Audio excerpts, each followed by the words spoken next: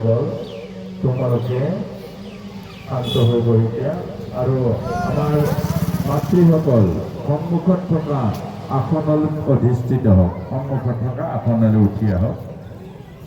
সকলো আপোনাসব আজি আসনত বহুৱাইছে, পুত্ৰ কন্যাসকলে মাতৃ আসনত বহুৱাইছে। আপোনালোক সাৱধানে আসনত থিয় হওক।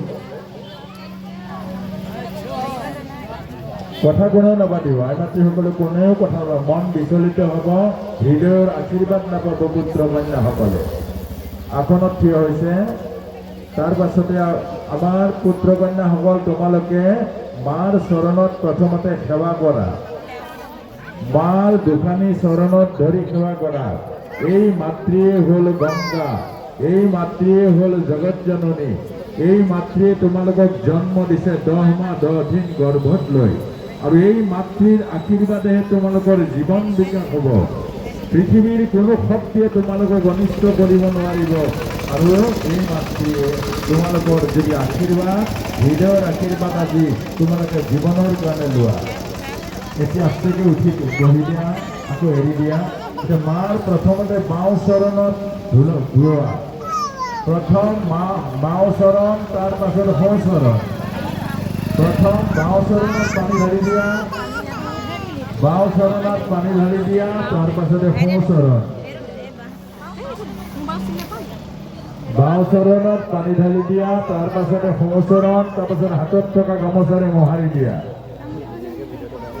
হাতত ডিঙিত থকা গামোচাৰে মোহাৰি দিয়া, মোহাৰি দিয়া, নিজে নিজে কৰিব। মোহাৰি দিয়া, ধূপডাল ঘূৰাই দিয়া। ओम सर्वमंगल मंगल शिवे सर्वार्थ साधके शरण्ये त्र्यंबकं गौरी नारायणी नमस्ते, नारायणी नमस्ते। तार पाछते धूपडाल थৈ লোৱা।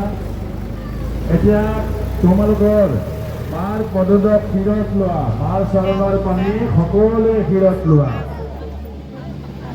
মাৰ চৰণৰ পানী শিৰত লোৱা।